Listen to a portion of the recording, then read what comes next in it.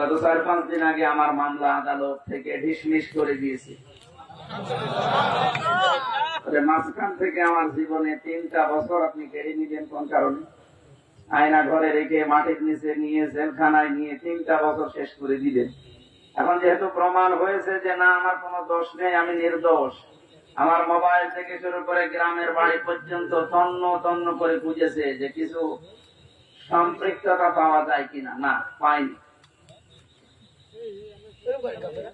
খালাস দিয়ে দিলে একেবারে বেকসুর আদালত থেকে। আমি মনে হয় এ কথা আমার মনে হচ্ছিল প্রাঙ্গণে দাঁড়িয়ে আদালতে, যে আমি জিজ্ঞাসা করি মাননীয় আদালত, আপনি এখন জামিন দিয়ে দিলেন, অথচ এই মামলাটা 3 বছর আপনার কাছে আসতেছে, একবারও জামিন দেননি। বলতো হয়তো এই যে জামিন দেবো কি করে, আমার হাত বাঁধা ছিল। এখন যেহেতু হাত খুলে গেছে, আপনি দিয়েছেন। আমরা চাই এদেশে 1628টা চেয়ার, মেন চেয়ার আছে, চেয়ারে যারা আছে তাদেরও হাত খুলে দেওয়া হোক।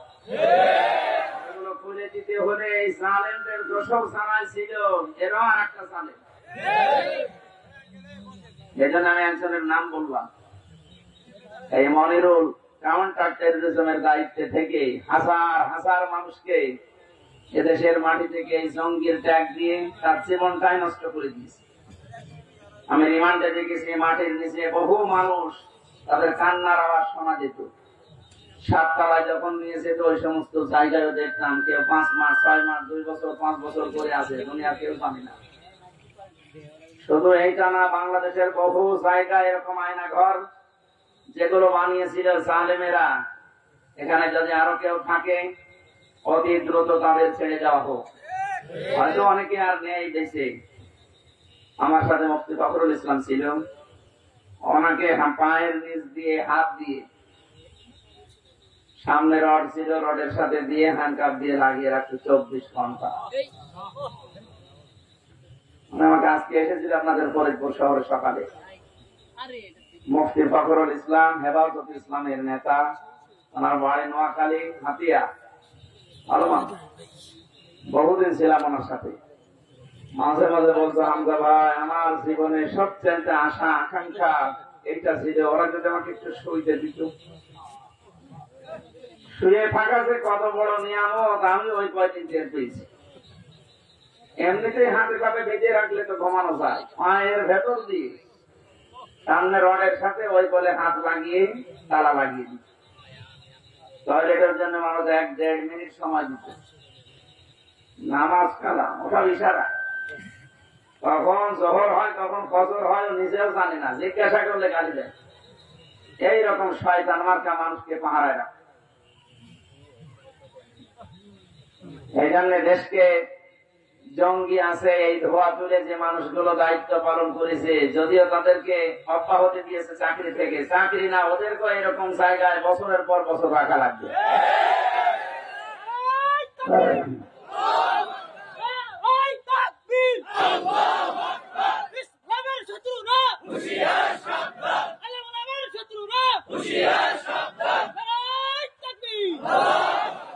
দেখ কেমন লাগে, একটা উপন্যাস পড়েছিলাম বিশ্ববিদ্যালয়ে থাকাকালে, তার নাম হচ্ছে দেখ কেমন লাগে।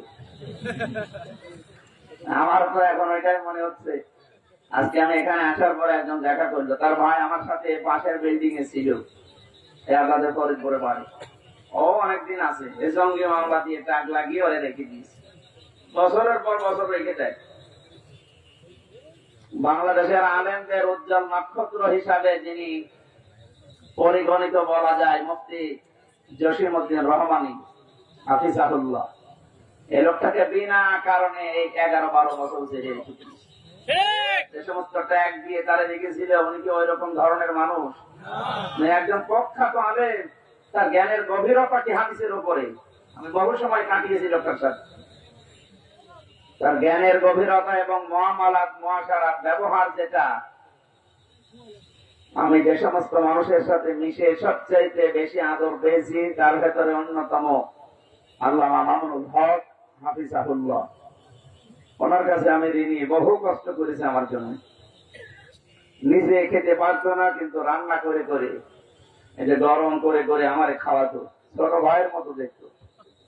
আমি আরো বেশি ভালোবাসা পেয়েছিলাম বাংলাদেশ জামাত ইসলামের শ্রদ্ধাভাজন আমির ডাক্তার শফিকুর রহমান। লোকটার সাথেও কিছুদিন ছিলাম। মানুষ মনে হয়নি আমার কাছে, মনে হয়েছে একটা জিন্দা ফেরেশতা। মানুষ যে এত নরম হতে পারে, আর ব্যবহার যে এত মোলায়েম হতে পারে, আমি কাছে না থাকলে বুঝতাম না। তার যে ইবাদতের মাকাম, তার যে ইবাদতের উচ্চতা, গভীরতা, তার আল্লাহর প্রতি যে ভরসা, আল্লাহর প্রতি তার যে তাওয়াক্কুল, তা কাছে থাকলে আপনি টের পেতেন। দ্বীনের জন্য, ইসলামের জন্য তার যে ইখলাস, আল্লাহ রাব্বুল আলামিন আমার মনে হয় এরকম কিছু মানুষের ইখলাসের কারণে, কোরবানির কারণে আজ দেশের দিকে একটু রহমতের দৃষ্টি দিয়েছে। আমরা দেখতে পাচ্ছি দিন যত যাচ্ছে ইসলামের দিকে মানুষ তত ঝুঁকতেছে।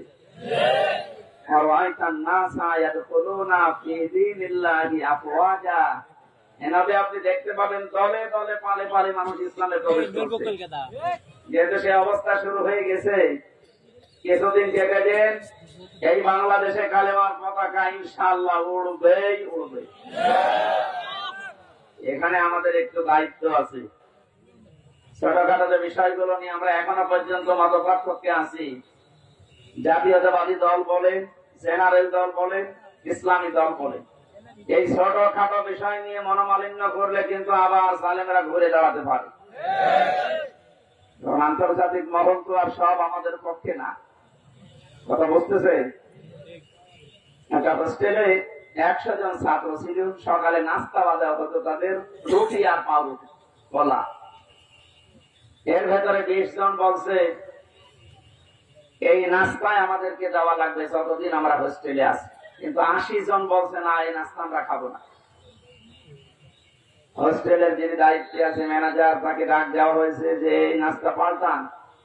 আমরা কেউ কেউ খিচুড়ি খেতে চায়, কেউ কেউ রোল খেতে চায়, কেউ কেউ চিড়া ভেজা খেতে চায়, আর এরা মাত্র 20 জন, এরা পাউরুটি কলা চায়। আমরা এটা চাই না, আমরা পাল্টাতে চাই মেনু। হোস্টেলের ম্যানেজার বলছে ঠিক আছে, তাহলে ভোট দেওয়া হোক। ভোট আরম্ভ হয়ে গেল, কে ভোট বেশি পায় সেইটা চালু হবে। যে 20 জন তো ঠিক আছে, নাকি? এরা তো সে ছোটবেলা থেকে খেয়ে মানুষ, এরা সব কলা পাউরুটিতে আছে। বাকি যারা ছিল তারা ভোট দিয়েছে। রোলের পক্ষে হয়তো 18টা, খেজুরের পক্ষে 15টা, চিড়া ভেজার পক্ষে 12টা। এভাবে ভাগ করতে করতে দেখা গেল যে না, 20 বেশি আছে। অথচ 20-এর তুলনায় মানুষ ছিল কয়টা বলেন না কেন? 80।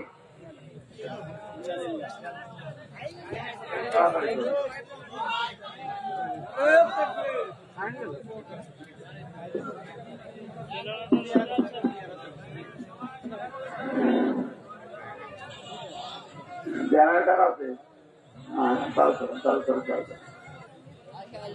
সুবহানাল্লাহ, আলহামদুলিল্লাহ, লা ইলাহা ইল্লাল্লাহ, সুবহানাল্লাহ।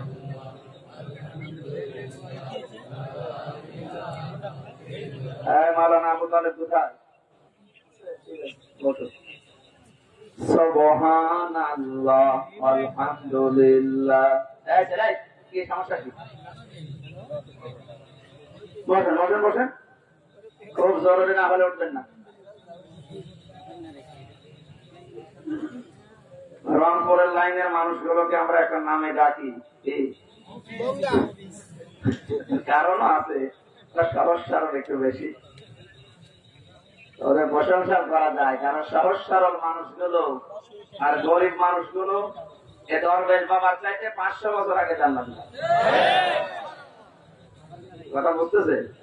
দরবেশের বাড়ি ঢাকা আর ওদের বাড়ি রংপুরে। নাম শুনলে আমরা মফিজ বলি। এই মফিজদেরই একজন আবু সাইদ জীবন দিয়ে আমাদের কাছে মুক্ত জীবনে ফিরিয়ে দিয়েছে। আর ঢাকার মানুষ যায়নি তা না, মুক্ত ভাই ঢাকার মানুষ।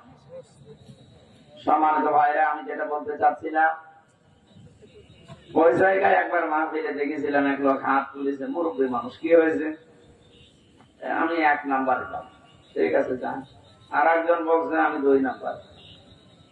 আর একজন 3 হাত বলছে যে আমি বিড়ি খাবো। তার মানে ওই 2 কাজ করে বিড়ি খেয়ে তারপরে আসবে। আমি কি বলবো, বললাম ঠিক আছে যান, মুরব্বী মানুষ খেয়ে আবার তাড়াতাড়ি চলে আসবে। এখানে যারা উঠতেছেন ওইরকম 3 নম্বরে আছেন কেউ? 1 নম্বর 2 নম্বর ছাড়া 3 নম্বরে যেন কেউ যাবেন না। আমি যেটা বোঝানোর জন্য উদাহরণটা নিয়ে আসলাম, বলেন আপনি বাস্তবতা এখন এই পর্যায়ে পৌঁছিয়েছে। আমরা টবিওয়ালা মানুষ বলতে শুধু না, এদেশে আমরা যারা স্বাধীনতা চাই, এতদিন স্বাধীনতার নামে আমরা পরাধীন ছিলাম। সত্যিই যদি আমরা স্বাধীন হতে চাই, আল্লাহর বিধান ছাড়া স্বাধীন হওয়া সম্ভব না। যেভাবে চলছে এভাবে যদি চলতে থাকে, আগামীতে কিছুদিন পরে যদি আবার যাদেরকে আমরা বলছি যে না আপনারা আসেন, ওরা এসে এদের চাইতেও ভয়ঙ্কর হবে, যতদিন পর্যন্ত কোরআনে কারীম সংসদে না যাবে। কথা বোঝাতে পেরেছি? সুতরাং আমাদের টুপিওয়ালা মানুষ বলেন, ইসলামের সাই দেয় মানুষ বলেন, সে জাতীয়তাবাদী যাই বলেন, দেশকে যারা ভালোবাসে এইরকম মানুষের সংখ্যা 80টা, আর বাকি ওই 20টা। ওরা এতদিন যা চেয়েছে ওই 20টা তাই চাচ্ছে। কথা বুঝতেছেন?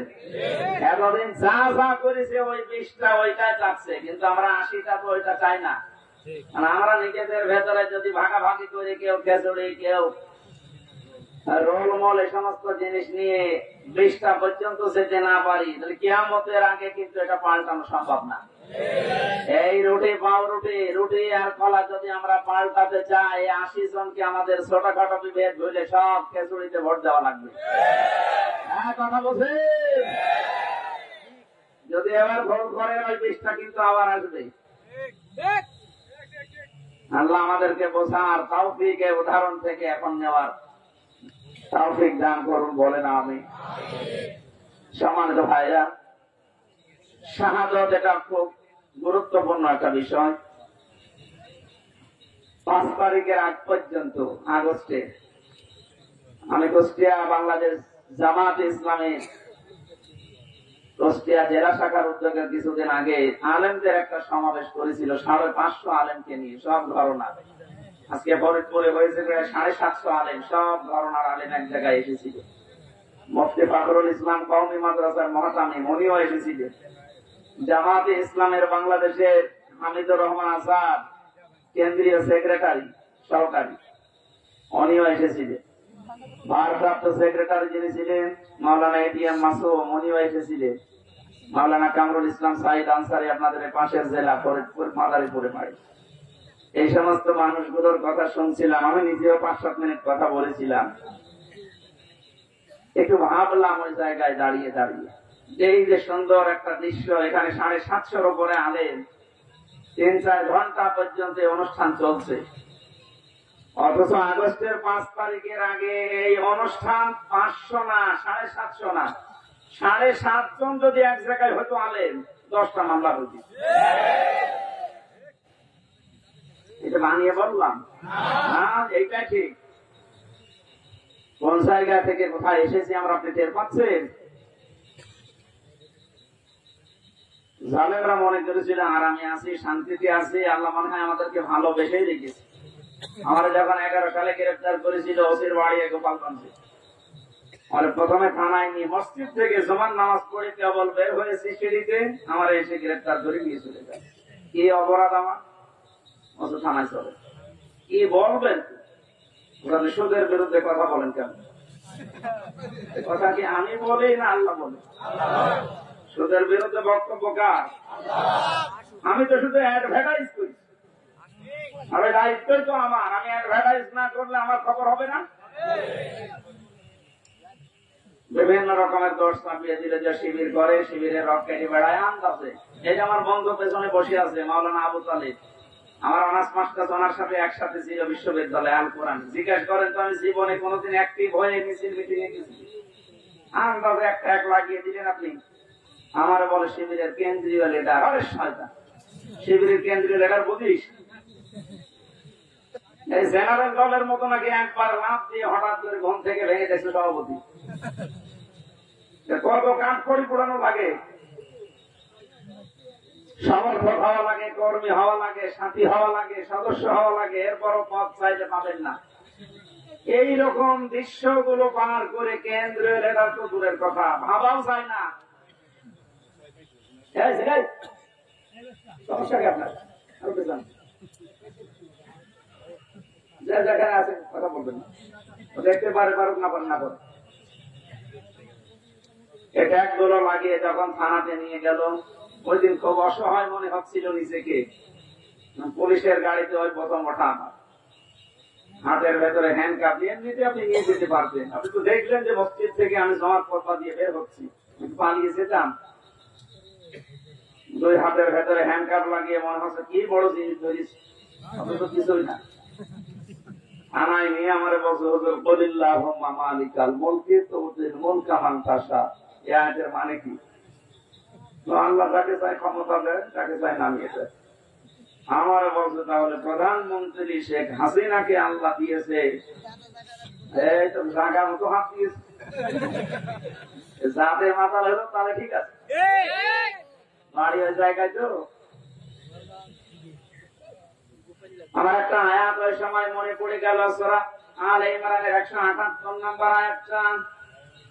আল্লাহ পাক বলেন, ওয়ালা ইয়াহসাবান্নাল্লাযীনা কাফারু আন্নামা নুমলি লাহুম খায়রুল লিআনফুসিহিম ইন্নামা নুমলি লাহুম লিয়াজদাদু ইসমা ওয়া লাহুম আযাবুম মুহিন। আল্লাহ পাক বলেন, হে নবী, কাফেররা কিন্তু ধারণা করে তাদেরকে আল্লাহ যে নিয়ামত গুলো দিয়েছে, ক্ষমতা, টাকা পয়সা, প্রভাব, প্রতিপত্তি, এগুলো মনে হয় তাদের কল্যাণের জন্য ভালোবেসে দিয়েছে। না, ওদেরকে এই ক্ষমতা, টাকা পয়সা, অর্থ সম্পদ, বিত্ত বৈভব দেওয়ার পেছনে আল্লাহর উদ্দেশ্য আছে। এগুলো পেয়ে কাফেররা এমন এমন কাজ করছে যে ওদের পাপের বোঝা যেন পরিপূর্ণ হয়ে যায়। এই 15.5-16 বছরে এই জালেমদের পাপের বোঝা এত বেশি ভারী হয়ে গেছে,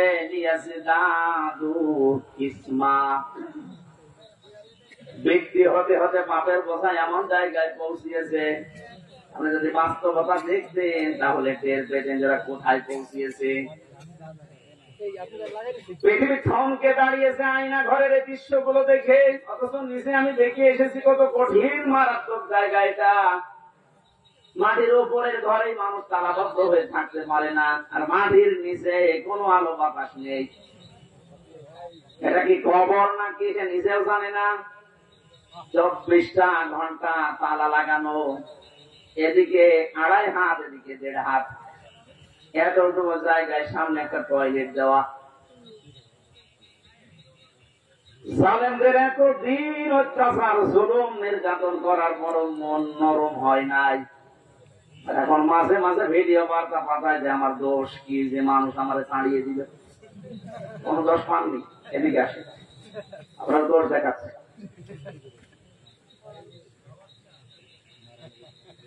আয়না ঘরের সাথে যারা সম্পৃক্ত, আমার মনে হয় একটাকেও আল্লাহ কোনদিন ক্ষমা করার কথা না। যে কষ্ট তারা মানুষকে দেয়, পশুর সাথেও মানুষ এত বড় নিকৃষ্ট আচরণ করে না। আরে ভাই, সেখানে 1 ঘন্টা, 5 ঘন্টা, 10 ঘন্টা, 2 দিন, 4 দিন রেখে ছেড়ে দিলেও তো হয়। আপনি চিন্তা করতে পারেন, 8 বছর একটা লোককে ওইভাবে বেঁধে রেখেছে।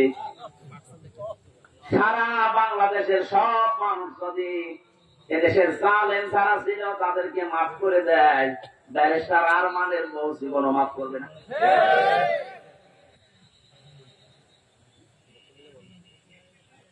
আর আপনি এখনো পর্যন্ত জালেমের সাফাই গান, এখনো পর্যন্ত জালেমের পক্ষে স্ট্যাটাস দেন, তাদের পক্ষে কথা বলেন, আপনার বিবেকের উপরে কুকুরে পোশাক করছে।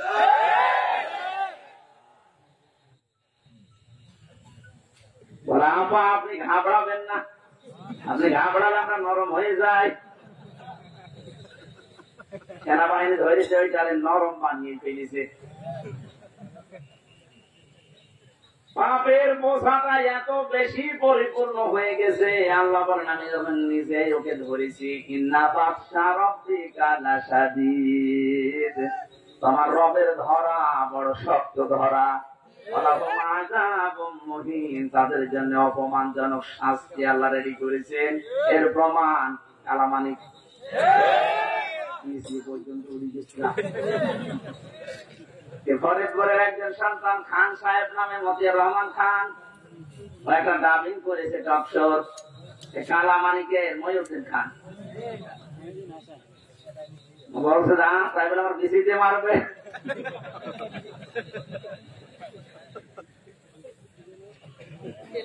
আর কত অপমান করবে আল্লাহ আপনারে।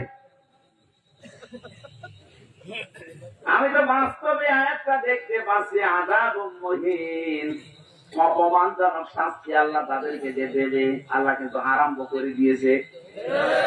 এখানে ছোটখাটো জালেম যারা আছে, আজকে অনেক ছোটখাটো জালেমরা বলছে আমরা আর এই জুলুমের দলে নেই, আমরা পরিবর্তন হয়ে ফিরে আসলাম।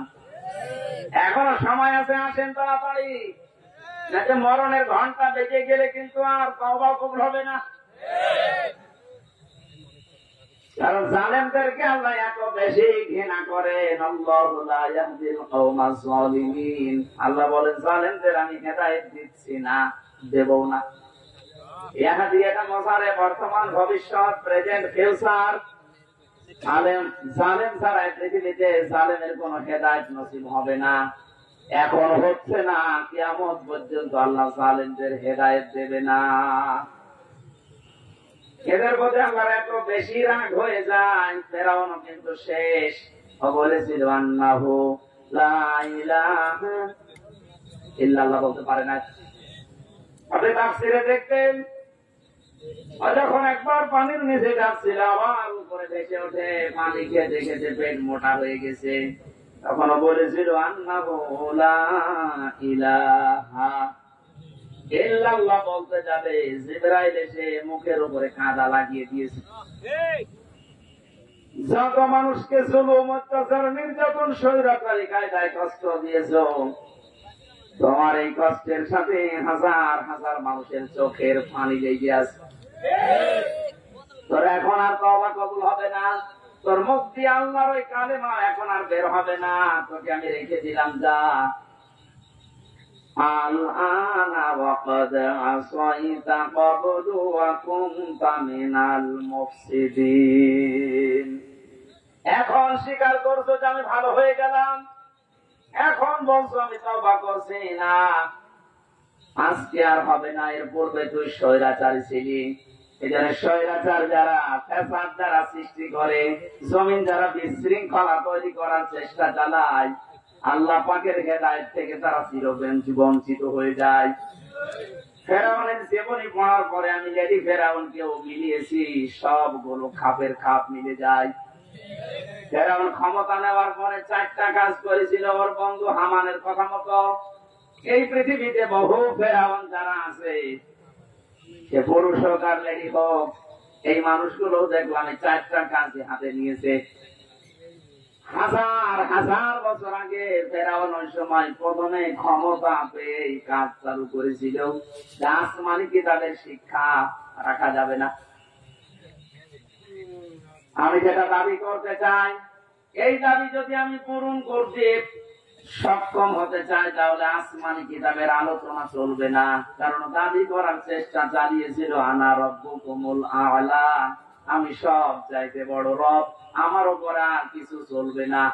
ঘটনা আরবিতে বলেছিল, এটা মাতৃভাষায় বাংলাতে অনেকেই বলছে আমার উপরে আর কেউ নেই, বেশি ঝামেলা করবা সব বন্ধ করে দেব, এরকম কথা বলতো না? কথা বলেন না কেন? এই কথাটা আপনি আরবি করেন তো, ফেরাউনের কথার সাথে পুরো মিলে যায়। প্রথমে হাত দিয়েছিল শিক্ষা ব্যবস্থায়, আসমানি কিতাবের শিক্ষা থাকবে না। এই 15.5 বছরের ভেতরে এমন জায়গায় আমরা দেখলাম আসমানি কিতাবের শিক্ষা প্রায় পুরাপুরি মিটিয়ে ফেলেছে।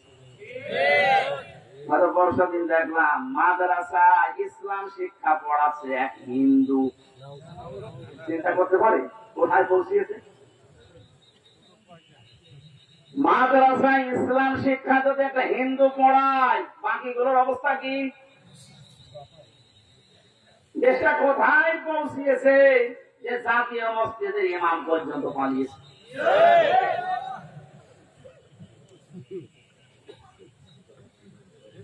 কত বড় দুর্নীতিগ্রস্ত হলে বাইতুল মুকাররমের ইমামও পালিয়ে যায়, ওরেও খুঁজে পাওয়া যাচ্ছে না।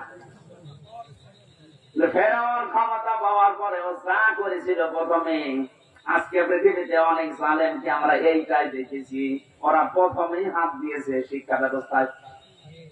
আল্লাহর কোরআনের নবীজির হাদিসের জীবনী যেগুলো ছিল এগুলো সব বাদ দে, এইগুলো চলবে না। এভাবে যদি 10টা বছর চালাতে পারে, হামান ফেরাউনকে বলেছিল বন্ধু 10টা বছর যদি আসমানি কিতাবের আলোচনা বাদ দিয়ে জাতিকে চালাতে পারো, পুরা জাতি গোমরা হয়ে যাবে। চিন্তা করেছেন কোথা থেকে নিয়েছে এই বিষয়গুলো? 2 নম্বরে, আসমানি কিতাব যারা শিক্ষা দেয়, আলেম গুলোকে কারণে অকারণে দুনিয়া থেকে বিদায় করো, তাই করতে আরম্ভ করেছিল। কত আলেম বিদায় নিয়েছে, কত আলেম এখনো পর্যন্ত ছেলে আছে। আপনি আমারটাই ধরেন তো, কোন কারণে আপনি 3টা বছর আমাকে আটকিয়ে রাখলেন? এখন তো আমি নিরপরাধ বলে খালাস পেয়ে গেলাম, আমার কোনো দোষ পাইনি।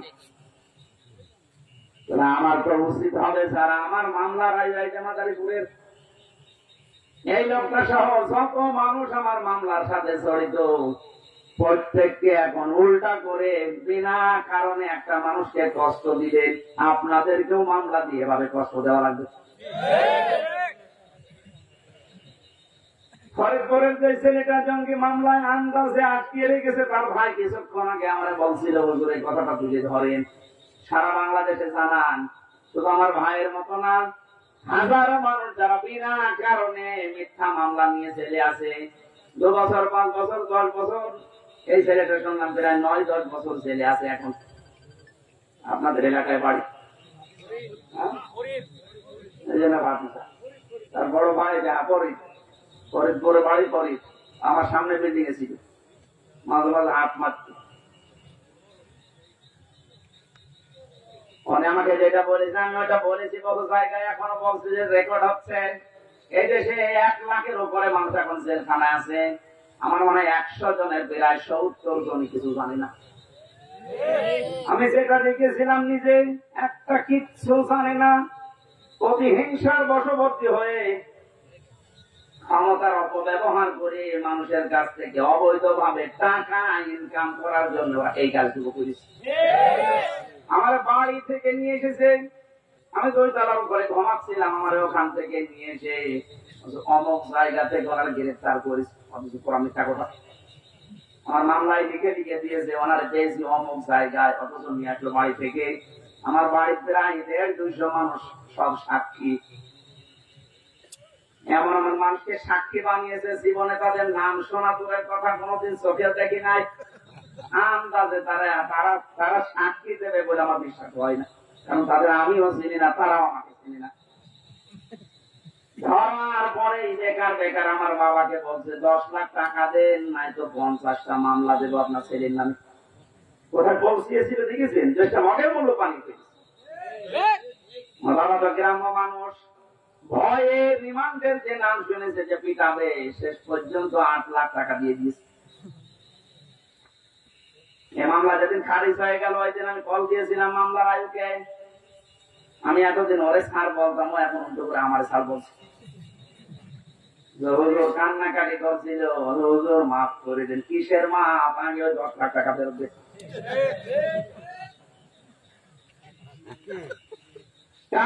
কারণে হাজারো মানুষকে আপনি এভাবে জেলখানায় রেখেছেন, যাদের মামলা প্রমাণ হয়ে যাচ্ছে, যারা নির্দোষ খালাস পেয়ে যাচ্ছে। আমার মনে হয় উচিত হবে সরকারের এই মুহূর্তে আইন পাস করা, যারা এই মামলার আইন থেকে জড়িত উপর পর্যন্ত প্রত্যেকে এভাবে 8-10 বছর করে জেলে রেখে দেন। কেমন লাগে? একটা মানুষ যদি পরিবারের যে মেন, সে যদি জেলে থাকে, তার পরিবারটা সে শুধু নষ্ট হয় না, তার পরিবারও শেষ। আমার 2টা মেয়ে, আমার স্ত্রী, আমার মা বাবা, আর তো কেউ নেই। আমার বাবা বৃদ্ধ, আমি নিজে শুধু ইনকাম করার মতো আমার একটা ব্যবসা ছিল কাপড়ের, সেটাও ধ্বংস হয়ে গেছে। আপনি সব কিছু নষ্ট করে দিলেন। 3টা বছর কি কষ্ট দিয়েছেন বাড়ির মানুষকে। প্রতি মাসে মাসে জেলখানায় টাকা পাঠাও, মামলার পেছনে খরচ করতে করতে আমার বাবা নিঃস্ব হয়ে গেছে। আর মানুষ হতে এত সিটার পাটপা। এই গ্রাম্য মানুষটার কাছে যে বলতো আপনার ছেলেকে আমরা বের করে দেবো, 5 লাখ টাকা দেন। জমি বিক্রি করে বলতো ভাই তাড়াতাড়ি করেন। শেষে 2-1 মাস 3 মাস ঘোরার পরে বলতো পারলাম না, টাকা ফেরত দে, টাকা খরচ হয়ে গেছে। এভাবে একটা মামলা 30 বার যদি হাইকোর্টে তোলা হয়, আপনি কত টাকা খরচ হয় হিসাব করেন। এই জন্য বলছি যারা এভাবে মামলা দিয়েছেন, মিথ্যা মামলা যেগুলো প্রমাণ হচ্ছেন না, এরা কিছু জানে না। 2 বছর 5 বছর 10 বছর পরে খালাস পেয়ে যাচ্ছে গোসর, তার মানে ওর অপরাধ আপনি পাননি। কথা বলেন না কেন? আদালত কোন অপরাধ প্রমাণ করতে পারেনি, এই জন্যই তো খালাস দিয়েছে। সুতরাং আশা করবো যারা এর সাথে জড়িত, এদের বিরুদ্ধে আজ আমরা মামলা দিয়ে এদেরকেও 3 বছর জেল খাটাবো। এক আপনি আপনার ছেলে মেয়ে নষ্ট হয়ে যাবে, আপনার বউ নষ্ট হয়ে যাবে। আরমান আজমি, আমান আজমের বউ পর্যন্ত চলে গেছে, অন্য জায়গায় বিয়ে করেছে। আপনি চিন্তা করতে পারেন, কারণ সে তো জানতো না যে আমার স্বামী বেঁচে আছে কিনা, এ মহিলারও কোনো দোষ নেই। কিন্তু ব্যারিস্টার আরমানের স্ত্রীটা 8 বছর পর্যন্ত টিকে ছিল, সেও তো জানতো না আমার স্বামী বেঁচে আছে না মারা গেছে। কত বড় কঠিন হৃদয়ের মানুষ আপনি ছিলেন। আর সব জানতেন যে ওকে কোথায় কোথায় রেখেছি। কত কান্নাকাটি করেছে ইলিয়াস, ইলিয়াস আলীর স্ত্রী, তার সন্তান এসে। এত বড় অভিনয় করলেন কি করে? ইলিয়াসের মেয়েটার মাথায় হাত দিয়ে বলছে তোমার বাবা কোথায় আছে আমি খোঁজ করে দেখবো, অথচ তখন মারা হয়ে গেছে তার। এইরকম অভিনয় করে আপনি পার পেয়ে গেলেন দুনিয়ার মানুষের সামনে।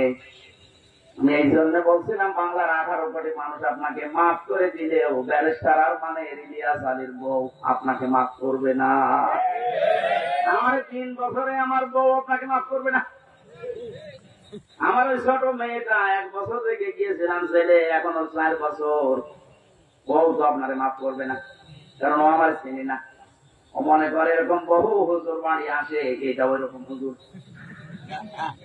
আমি যেদিন জেলখানা থেকে বাড়িতে ঢুকলাম, ওরে কোলে নিয়েছি, আমার বলছে হুজুর আমাদের বাড়িতে চলে। কারণ 3 বছর আমাকে যোগাযোগ বিচ্ছিন্ন রেখেছিল, আমি জানতামই না যে বাইরে আমার কেউ আছে কিনা। এত কঠিন অবস্থা, ও চিনবে কি করে? আদালতে প্রিজন ভ্যান ধরে ঝুলেছিল, এটা মনে হয় ভাইরাল হয়েছিল একবার। এই দৃশ্যগুলো দেখে এনএসআই যিনি প্রধান ছিলেন ওই সময়, গোয়েন্দা বিভাগের যারা দায়িত্বে ছিল, এসবি স্পেশাল ব্রাঞ্চের, তারা পর্যন্ত ডিআইজি নাফিউল স্যার পর্যন্ত কান্না করেছে যে না, এটা মেনে নেওয়া যায় না। এতটুকু একটা বাচ্চা 3.5 বছর বয়স, ও প্রিজন ভ্যান ধরে ঝুলে আছে বাবাকে এক নজর দেখার জন্য। এরপরও আপনার মন বলে নাই, আপনি যদি জানতেন যে অপরাধী তাহলে তো শাস্তি দিতে পারতেন। আপনি নিজেও জানেন, এমনকি অফিসাররা আমারে বলতো হুজুর আপনি কিছু করেননি, আমরা জানি। কত বড় শয়তান দেখেছেন? নিজেরা বলতো যে আপনি কিছু জানেন, আমরা জানি। তারপরও ওরা এই অবস্থা গুলো শুধু এমনি জেলে দিলে তো হতো। জেলে গেলে সারাদিন ঘোরাফেরা করা যায়, বিশাল এরিয়া। এরকম গ্রামের মতো 3-4 গ্রাম মিলে একটা জেলখানা, কাশিমপুর কারাগার, এরকম 3-4 গ্রাম মিলে 1, 2, 3, 4।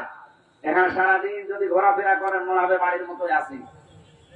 বিকাল 5টার সময় তালা লাগিয়ে দিয়ে সকাল 7টায় আবার খুলে দেয়। বিভিন্ন মানুষের সাথে দেখা হয়, জেল খাবার ঝামেলা, খাবারের সমস্যা। কিন্তু আমাদের আর মাওলানা মামুনুল হককে যা করেছে, 24 ঘন্টা ফাঁসির কন্ডেম সেলের ভেতরে তালা বন্ধ। মনে হচ্ছে কি করেছি আমরা, অথচ কিছু জানি না।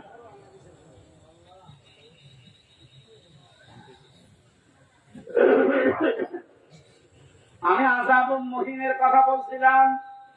জালেমরা মনে করে আল্লাহ আমাদেরকে ভালোবেসে ক্ষমতায় রেখেছে। ওই যে ওসি সাহেব যেটা মনে করেছিল, আল্লাহকে ভালোবেসে মহব্বত করি কল্যাণের জন্য ওদের ক্ষমতা দেয় না, ওদের পাপ যেন পরিপূর্ণ হয়ে যায় এই জন্য আল্লাহ দিয়ে রাখে। আমার মনে হয় খাপের খাপ আজটা ওদের সাথে মিলেও গিয়েছে।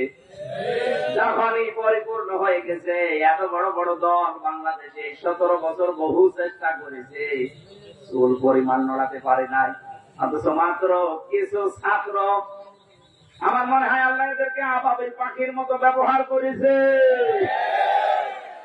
কারণ পাপ পরিপূর্ণ হয়ে গেছে, এখন আবাবিল পাখির মতো ব্যবহার করে জালেমদেরকে এমন ভাবে অপমান করেছে। দোয়া করছি মোসাফের অবস্থায়, মাজলুম অবস্থায়, অসুস্থ অবস্থায় বলছি, কারণ জেল থেকে বের হয়ে আমি এখনো পর্যন্ত স্বাভাবিক না। ওরা যা খাওয়া তো আমাদেরকে বেঁচে থাকা দেয়। মাওলানা মামুনুল হক না থাকলে আমি আরো কষ্ট পেতাম। ওনার একটা গরম করা পানি ছিল, মাঝে মাঝে উনি গরম করে আমাদেরকে খাওয়াতো। তাছাড়া যে খাবার দেয় 10,000 মানুষের খাবার দেয়। ঢাকা যারা যায় 27 বছর জেল খাটতেছে, শহীদুল ইসলাম কয়েকদিন আগে বের হয়েছে না, সঠিক কিনা?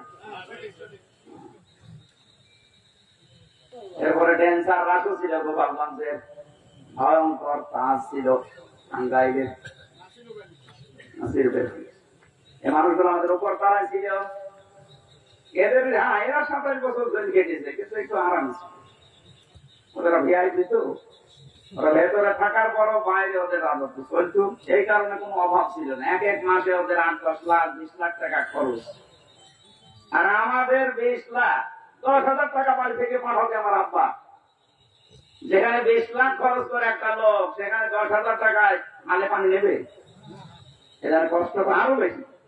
টাকা আনতে পারিস না, টাকা আনবো কি করে? আর কি ওর মতো বাম হাত ডান হাতের ইনকাম আছে? এই কষ্টগুলো দেওয়ার কারণে শেষ পর্যন্ত, তারপরও বলছি, ওনারা যদি ফাঁসির কন্টেম ছেড়ে না রেখে আমার শুধু ছেড়ে রাখতো, আমার মনের ভেতরে এত দুঃখ কাজ করতো না। এমন করেছে আমার সহ্যের বাইরে চলে গেছে।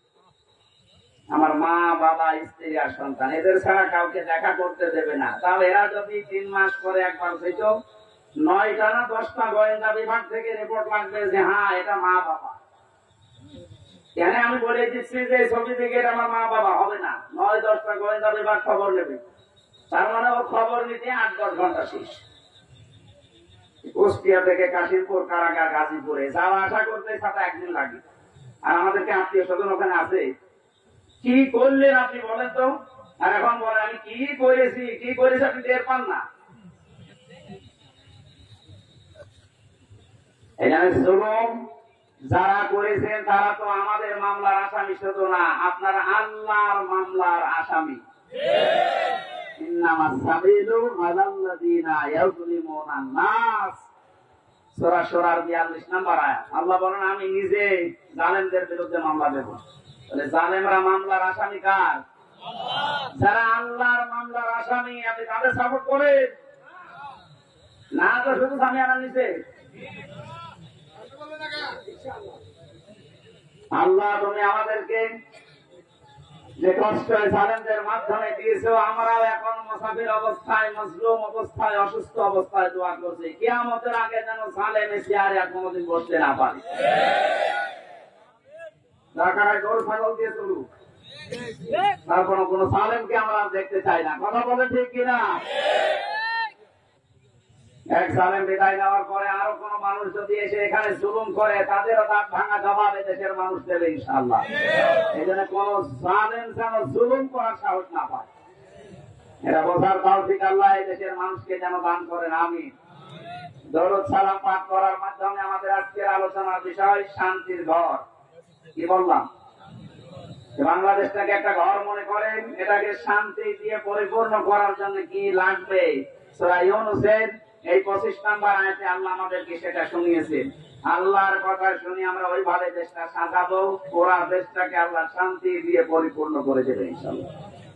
কোরআনে কারীম থেকে পড়েন, আউযু বিল্লাহি মিনাশ শাইতানির রাজীম, বিসমিল্লাহির রহমানির রহিম,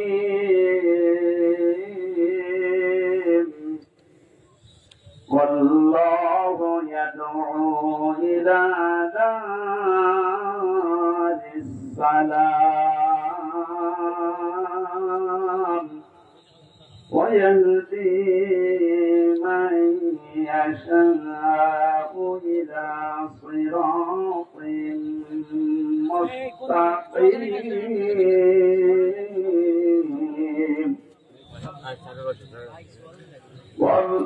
للذين أحسنوا الحسنى وزيادة আমাদের কষ্ট হয়ে যাচ্ছে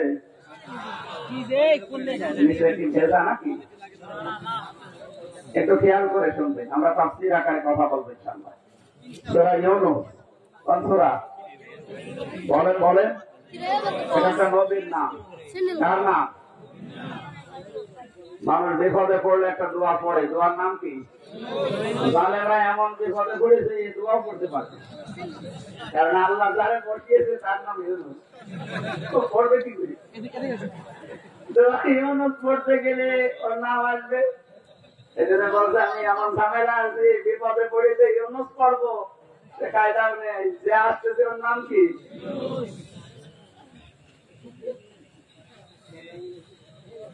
সূরা ইউনূসের একটা মাত্র আয়াত আর একটা আয়াতের খণ্ড বিশেষ আমরা পড়েছি। এটা 10 নম্বর সূরা কোরআনে কারিমে, মক্কায় নাযিল হয়েছে। আয়াত আছে 109টা, রুকু আছে 11টা। 25 নম্বর আর 26 নম্বর আয়াতের প্রথম অংশটা আমার আলোচনার বিষয়। আজকে আমি কোরআন দিয়ে সাজিয়েছি, এটা শান্তির ঘর। কিসের ঘর? ঘরটা যদি শান্তির হয়, পৃথিবীর মানুষের হায়াত বেড়ে যাবে। এই যে আমরা পুরুষ মানুষ যারা আছি, বাইরের জীবন থেকে যখন সাংসারিক জীবনে আসি, ঘরটা যদি শান্তির ঘর হয়, আল্লাহ পাক আমাদেরকে এই দোয়াও শিখিয়েছেন যে আমার কাছে এই দোয়াটা করো, রব্বানা হাব লানা মিন আজওয়াজিনা ওয়া যুররিয়াতিনা কুররাতা আ'য়ুনিন ওয়াজআলনা লিল মুত্তাকিনা ইমামা। আল্লাহ পাক বলেন, বান্দারা আমার কাছে বল, হে আমাদের রব, তুমি আমাদেরকে বউ দাও, সন্তানাদি দাও, এমন সন্তান এমন স্ত্রী আমাদের কপালে তুমি তৈরি করে দাও, সেগুলো দেখলে আমাদের চোখ শীতল হয়ে যায়। ফরিদপুরবাসী এমন বউ দরকার যে বউ দেখলে আমাদের চোখ শীতল হয়ে যায়, অন্যদিকে আমাদের মন আর না চায়। বউ শুধু সুন্দরী হলে এটা হবে তা না, বউকে দিলদার হওয়া লাগবে। এই পৃথিবীর ময়দানে যত কর্মে যত কঠিন কাজ আছে, বাইরের জীবনের সব শক্ত কাজগুলো করে যখন মানুষ বাড়িতে আসবে, ঘরে প্রবেশ করার সঙ্গে সঙ্গে এই স্ত্রীর মাধ্যমে আল্লাহ একটা আলাদা শান্তি পুরুষকে দেবে। আমিন আয়াতিহি আন খালাকাকুম মিন আজওয়াজিকুম লিতাসকুনু ইলাইহা ওয়া জাআলা বাইনাকুম মাওয়াদ্দাতা ওয়া রাহমা। এর ব্যাখ্যা বিশ্লেষণ এইটাই বলে। এজন্য মানুষ কাবা শরীফ যখন তাওয়াফ করে, প্রত্যেকটা চক্কর দেওয়ার সময় আমি দেখেছি রুকনে ইয়ামিনী থেকে শুরু করে হাজরে আসওয়াদ, এই জায়গাটা পার হওয়ার সময় লক্ষ লক্ষ মানুষেরা পড়তে থাকে রব্বানা আতিনা ফিদ দুনিয়া হাসানা। আল্লাহ দুনিয়ায় হাসানা দাও। তাফসীরে হাক্কানীতে দেখেছি দুনিয়ার হাসানা প্রধানত 3টা। 1 নম্বরে শান্তির ঘর। ওই ঘরটা শান্তির ঘর যে ঘরের ভেতরে ইসলাম আছে, যে ঘরের মেয়ে লোক সন্তানগুলো ইসলাম মেনে চলে। বাইরের জীবন থেকে আসার পরে ঘরটা আল্লাহ এমন শান্তি পরিপূর্ণ করে রাখে, বাইরের যত ক্লান্তি শ্রান্তি সব আল্লাহ ঘরে প্রবেশ করলে দূর করে দেয়।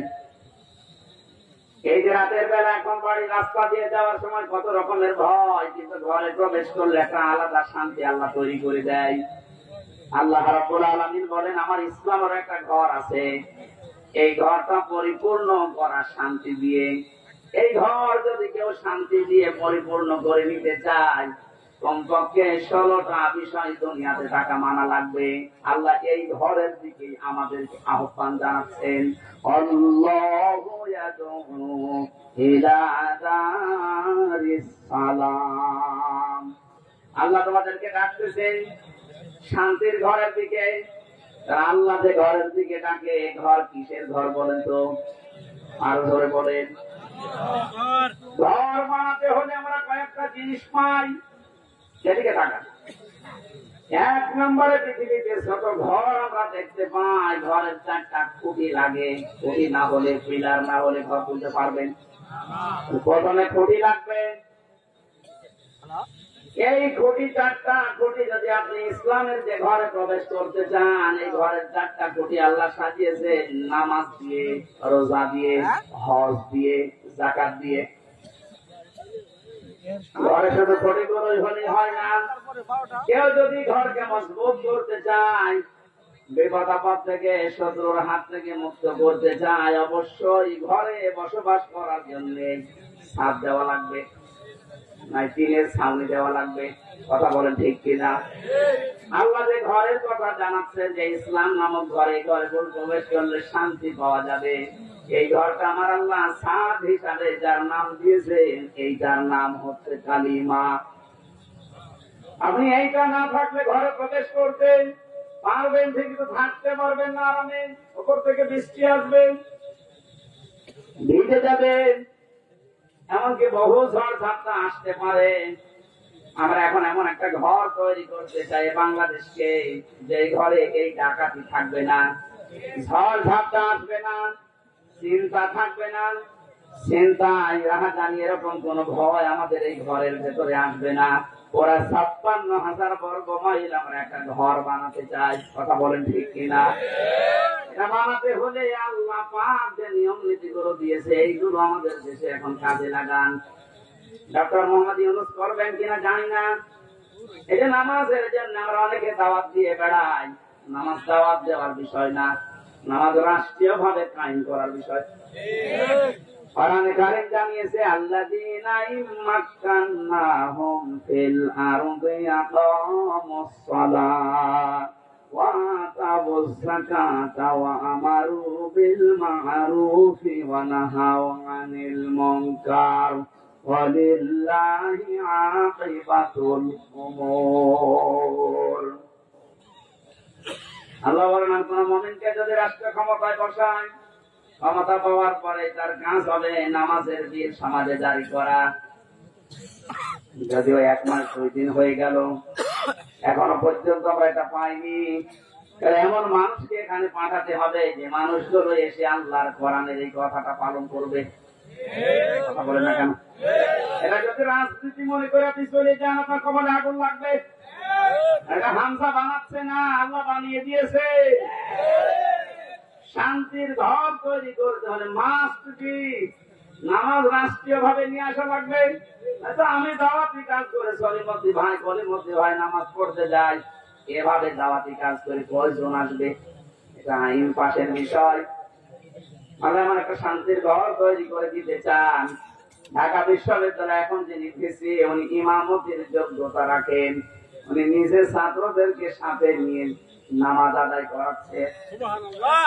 আজকে আমি একটা সিভিল সার্জনের ভিডিও দেখলাম, জেনারেল মানুষ কোরআনে কারীম এমন মধুর কণ্ঠে এই কারি আব্দুল বাসিতের মতো তেলাওয়াত করছে, জীবনটা জড়িয়ে যাচ্ছে।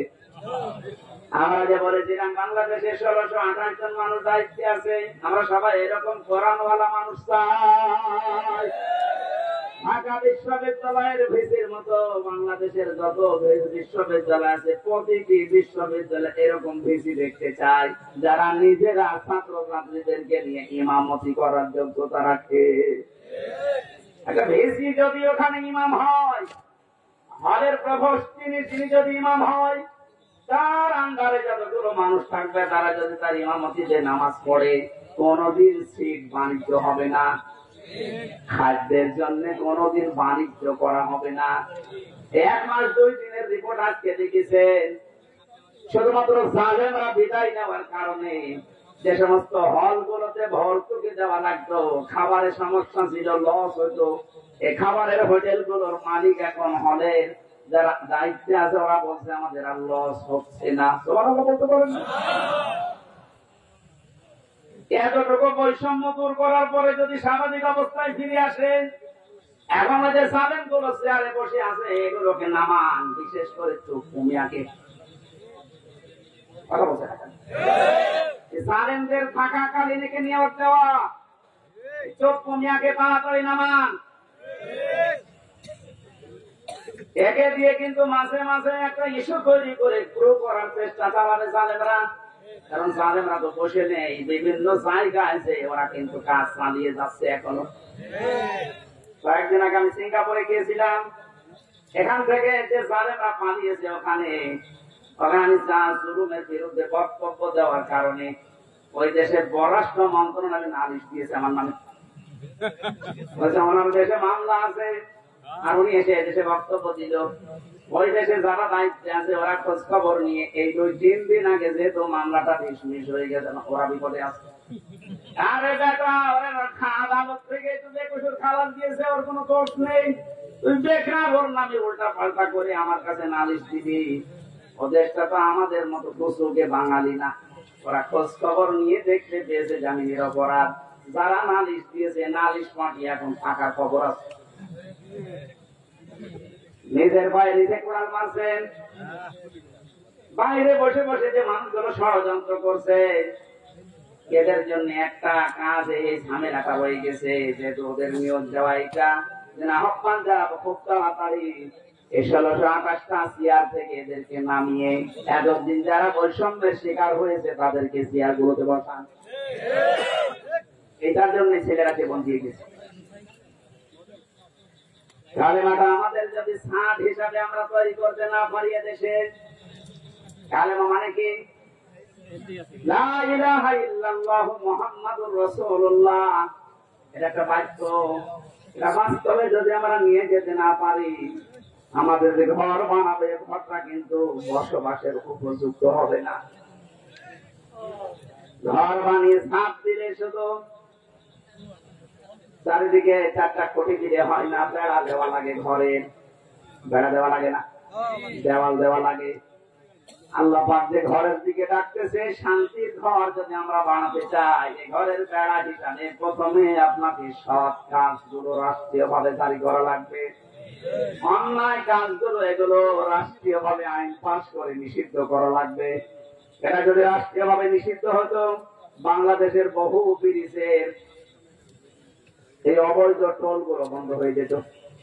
এটা বন্ধ হয়েছিল 5 তারিখের পর কিছু কিছু, আবার জালেমারা অনেকে এই বিভিন্ন কায়দা এটা আরম্ভ করছে, কিন্তু মুনাফিকের নাম দিয়ে। আমার কথার অর্থ বোঝে? অনেক মুনাফিক এখন কিন্তু মাঠে নেমে পড়েছে। অল্প কিছু অত্যাচারের শিকার যারা হয়েছিল তারা এখন সুযোগের সদ্ব্যবহার করছে, আবার ওইগুলো জারি করে আবার বৈষম্য তৈরি করা, আবার সংস্কারকে ধ্বংস করে দিয়ে রাষ্ট্র সংস্কারের জন্য তারা দাবি তুলে জীবন দিয়ে গেল। এখন যদি আপনি আবার রাষ্ট্রের ভেতরে ভেজাল বাঁধান, আপনাকে এবার আমাদের সংস্কার করা লাগবে। আমরা বেড়া দিতে চাই, এমন বেড়া যে বেড়া থাকলে কোনদিন বেড়া টপকিয়ে ঘরের মানুষকে আক্রমণ করতে পারবে না বাইরের লোক। 7 কাজের আদেশগুলো এটা সোনা মতো করার বিষয়, এটা আইন পাশের বিষয়।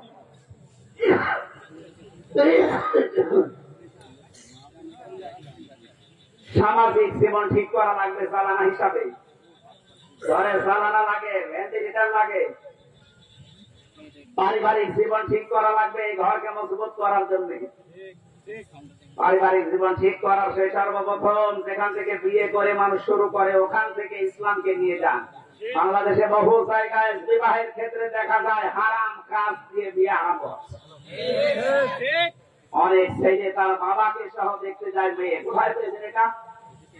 ওই মেয়েটাকে আপনি বিবাহ করবেন, আপনার জন্য দেখা যায় একবার, আবার বাবার জন্য দেখা যায় আছে।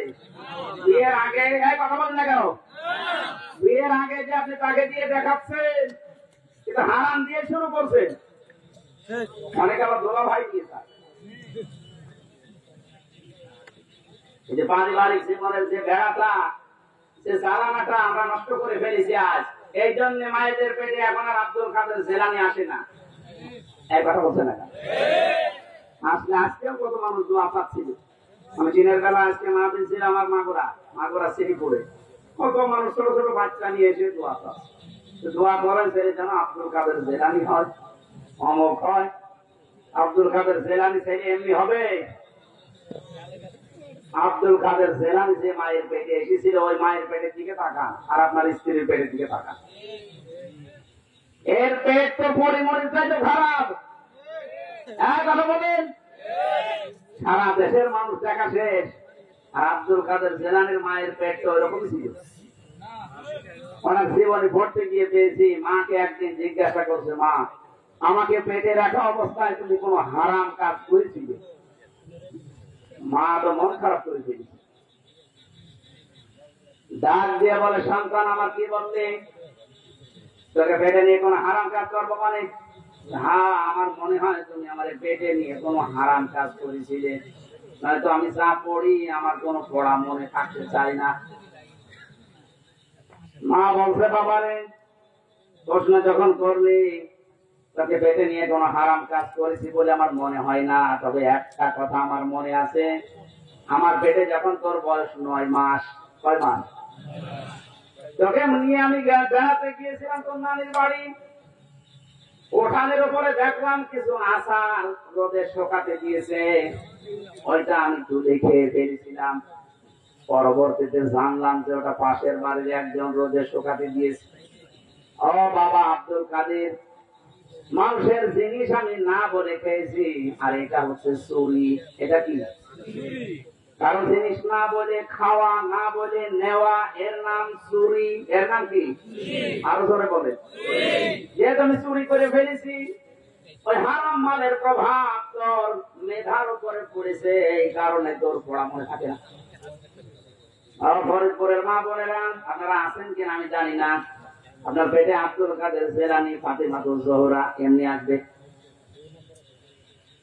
তার সন্তান পেটে রাখা অবস্থায় মানুষের জিনিস না বলে খাওয়ার কারণে তা ভুল করে মনে করেছিল আমার নিজের মাইকটা। এই কারণে যদি মেধার উপরে সন্তানের প্রভাব পড়ে, আর আপনারা আমাদেরকে পেটে নিয়েছে যারা, ওরা কত কিছু না বলে খেয়ে হজম করে ফেলে। আমাদের পারিবারিক জীবনের যে বেড়াটা ছিল, দেওয়ালটা ছিল, এটা আমরা নষ্ট করে ফেলেছি। এখন আবার আরম্ভ করেন আস্তে আস্তে ভালো করার।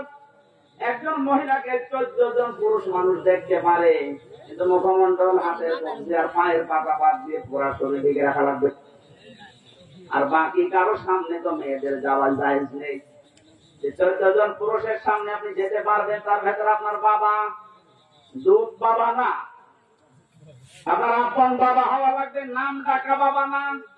অনেকে ধর্ম বাবা পাঠিয়েছে, তার সামনে কোনো পর্দা নেই, বাবা শাহজালাল সব হালাল। আছে কিসের ধর্ম বাপ? আপনি শুধু যেতে পারবেন আপনার আপন বাবার সামনে, আপনার নিজের ছেলের সামনে, বোনের ছেলের সামনে, মেয়ের জামাইয়ের সামনে। মেয়ের জামাই মানে কি?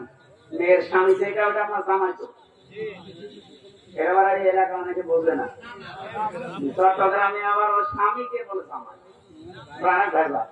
এই জন্য বলছি, মেয়ের যেটা স্বামী ওইটা তো আপনার জামাই হয় সম্পর্কে, তার সাথে আপনি দেখা করতে পারবেন শাশুড়ি হিসাবে, কিন্তু মুখমন্ডল, হাতের কবজি, পায়ের পাতা, এ পুরা শরীর ঢেকে রাখা লাগবে। মাথার চুল নিজের মেয়ের স্বামী ওই জামাইকে দেখানো যায় না, কিন্তু অনেক শাশুড়ি চুলে শ্যাম্পু করে দেখায় যে বাবার চুল। শেষ পর্যন্ত অনেক শাশুড়িকে নিয়ে জামাই যে পালিয়ে গেছে, এ বাংলাদেশে নেই। আমাদের বেড়া এমন নড়বড়ে হয়ে গেছে, বেড়া দিয়েছে এসে ঢুকে পড়ে। এ বেড়ায় শান্তি আসবে? শুধু এই দেওয়াল গুলো না, বেড়া গুলো না, এরপর আবার জ্বালানা আছে। এই জ্বালানা গুলোর নাম আল্লাহর কোরআনে আমি বিভিন্ন জায়গা থেকে মিলিয়ে পেয়েছি। অর্থনীতির জ্বালানা লাগানো লাগবে, সাংস্কৃতিক জ্বালানো লাগানো লাগবে। আর সাংস্কৃতিক জগৎটার জ্বালানা আমরা এমন ভাবে খুলে দিয়েছি, ভারতের 1100 আকাশ সংস্কৃতির নামে এমন এমন কিছু আছে। এখন শুনলাম যে নাকি ভারতের এই 36টা চ্যানেলের অনেকগুলো চ্যানেল বন্ধ হয়েছে, আমি জানি না। আইন পাস করে এই মুহূর্তে বন্ধ করে দেওয়া দরকার। কোন শিক্ষা নেই এই চ্যানেলগুলোতে, বিশেষ করে স্টার জলসা, স্টার প্লাস, যে প্লাস, যে বাংলা, কি শেখেন এখান থেকে? শুধু তালাতালি করা আর এর কথা ওর কাছে লাগা। ডক্টর মোহাম্মদ ইউনূস একটা নবীর নাম, এরপর আবার মোহাম্মদ, দুইটা। আপনি ডক্টর মানুষ, অনেক শিক্ষিত মানুষ, আশা করবো বাংলার জনগণ আশা করে আছে 96% মুসলমান। আপনি তাড়াতাড়ি আইন পাস করে ভারতের এই 36টা চ্যানেল বন্ধ করে দেন। কারণ ভারতের এত বড় দেশে বাংলাদেশের একটা চ্যানেলও চলে না। একটা চ্যানেল চলতো তার আংশিক, এটিএন বাংলা, বাকি একটা চলে না। আমি তো বহুদিন ভারতে থাকতাম, অথচ 36টা চ্যানেল চলছে এই দেশে। তাও শিক্ষামূলক কিছু দেখলে দেখা যায়, সব আকাশ সংস্কৃতির নামে এমন এমন কিছু দেখায়, আমার মনে হয় বাবা আর মেয়ে এক জায়গায় বসে দেখলে দুইজনে অজ্ঞান হয়ে যাবে। এটা তো বলছে না কেন? তাহলে এই জ্বালানাটা, এই যে সাংস্কৃতিক জগতের জ্বালানা, অর্থনীতির জ্বালানা, সামাজিক জীবনের জ্বালানা, এই জ্বালানা গুলো ঠিক করার দরকার না? এই নেওয়া লাগবে কোরআন থেকে। সব ঔষধ এখানে দেওয়া। অনুনাজ্জিলু মিনাল কোরআনি মা হুয়া শিফাউন ওয়া রাহমাতুল লিল মুমিনিন। এই কোরআন নাযিল করার ধারাবাহিকতা, এমন এমন বিধান আমি দিয়েছি যেটা মুমিনদের রোগ মুক্তির কারণ হবে। এই সমস্ত বিষয়গুলো যে রোগ দিয়ে ভরা, এই জ্বালানা গুলো ভেন্টিলেটর লাগে, এগুলো আমরা ঠিক করব। এগুলো মুআমালাত, মুআশারাত, মানুষের সাথে কথা বলতে হলেও আপনি বাইরে থেকে কথা বলবেন যখন, হাসি মুখে বলবেন। মোবাইলে যখন কথা বলবেন এমন নরম ভাষায় বলা লাগবে যেন এক একটা কথায় সাদকা দেওয়ার মতো সওয়াব হয়। এই বিষয়গুলো দিয়ে যদি আমরা ঘর, জ্বালানা, দরজা, আকাশে যে ছাদ, টিনের ছাদ হোক, আর এমনিতে সুরকির ছাদ হোক, ছাদ গুলো যদি কোরআনের আয়াতগুলো দিয়ে, হাদিসগুলো দিয়ে আমরা বানাতে পারি, এইরকম বাংলাদেশের 56,000 বর্গ মাইলের ঘরে ঢুকলে আপনি আসলে শান্তি পাবেন। আল্লাহু ইয়াহদি মান ইয়াশাউ ইলা সিরাতিন মুস্তাকিম। আল্লাহ যাকে ইচ্ছা তাকে সরল পথের দিশা দেন।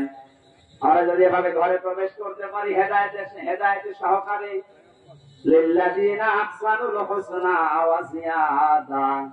আল্লাহ যদি জিয়াদাতুন না দিত, এখানে দুই পেশ আছে।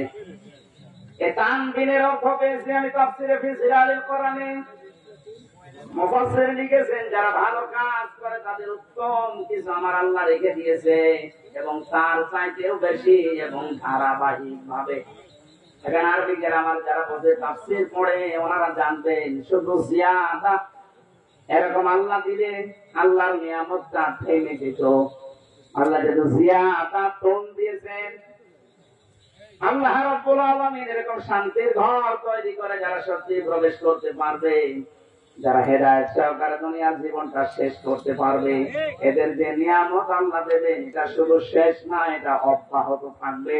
এবং সর্বশেষ নিয়ামতের নাম হচ্ছে আল্লাহর সাক্ষাৎ। আল্লাহ এটা দিয়ে যেন আমাদের ধন্য করেন, আমিন, আল্লাহুম্মা আমিন।